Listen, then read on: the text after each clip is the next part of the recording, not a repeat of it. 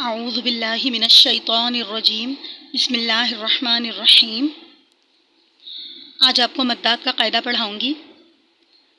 Number 1 مد متصل، number 2 مد منفصل۔ پہلا مد ہے مد متصل۔ آپ دیکھ رہے ہوں گے حمزہ اپنی اصلی شکل میں ہے، اس کلمے میں حمزہ اپنی اصلی شکل میں ہے، یعنی اس کی پہچان اس طرح ہوگی کہ حروف مدہ میں سے کوئی بھی مد ہو، الف مدہ، واو مدہ، یا مدہ، یا کھڑا زبر کھڑی زیر الٹا پیش، کیونکہ کھڑی حرکات حروف مدہ کے ہی قائم مقام ہوتی ہیں۔ جس طرح حروف مدہ کو ایک الف کی مقدار کھینچ کر پڑھتے ہیں، اسی طرح کھڑا زبر کھڑی زیر الٹا پیش کو بھی ایک الف کی مقدار ہی کھینچ کر پڑھتے ہیں۔ تو خواہ حروف مدہ میں سے کوئی حرف ہو یا کھڑا زبر کھڑی زیر الٹا پیش کھڑی حرکات میں سے کوئی ہو، لیکن ایک ہی کلمے میں ہو۔ اب جیسے یہ ایک ہی کلمہ ہے، ایک ہی کلمے میں حمزہ اگر اپنی اصلی شکل میں ہو، حروف مدہ کے بعد حمزہ اگر اپنی اصلی شکل میں ہے تو وہ مد مد متصل کہلاتا ہے، وہ مد مد متصل کہلاتا ہے۔ جیسے جزاءً،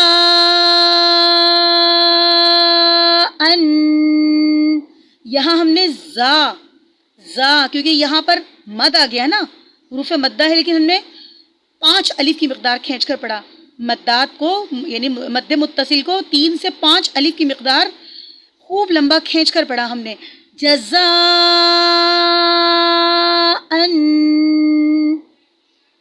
وقف کریں گے تو پڑھیں گے جزاء،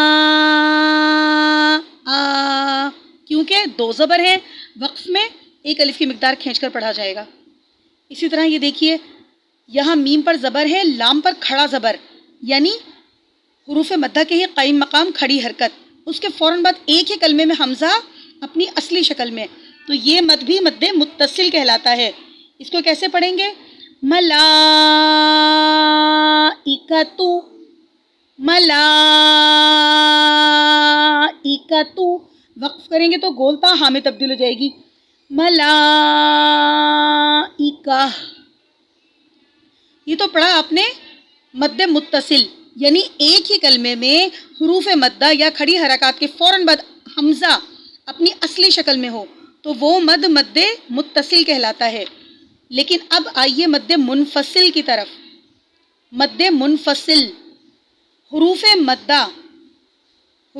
مدہ کے فوراً بعد حمزہ اپنی اصلی شکل میں نہیں لیکن الف ظاہر ہے جب اس کے اوپر زبر آ جاتا ہے تو وہ حمزہ ہی بن جاتا ہے نا، زیر آ جائے تو بھی، پیش آ جائے تو بھی، تو لیکن اس کی شرط یہ ہے کہ 2 کلمات ہوں، 2 کلمات، وہ حروف مدہ یعنی الف مدہ، واو مدہ، یا کھڑی حرکات، ان کے فوراً بعد حمزہ اپنی اصلی شکل میں نہ ہو لیکن الف جو کہ حرکت لگنے کی صورت میں حمزہ بن جاتا ہے، تو 2 کلموں کے درمیان جو مد ہوتا ہے تو وہ مد مد منفصل کہلاتا ہے۔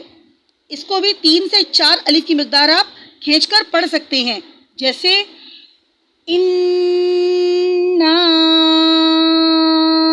اَعْطَيْنَا، یہاں ہم نے ان پر نون مشدد پر غنہ بھی کیا کیونکہ نون مشدد پہ غنہ کیا جاتا ہے، اور نون کے ساتھ الف مدہ ہے، اگلے ہی کلمے میں یعنی دوسرے کلمے میں حمزہ پر زبر ہے، حمزہ یعنی کہ الف پر زبر ہے تو حمزہ بن گیا نا، وہ حمزہ ہی کہلائے گا، الف نہیں کہلائے گا، تو 2 کلموں کے درمیان حمزہ ہے نا، تو یہ مد مد منفصل ہے۔ اِنَّا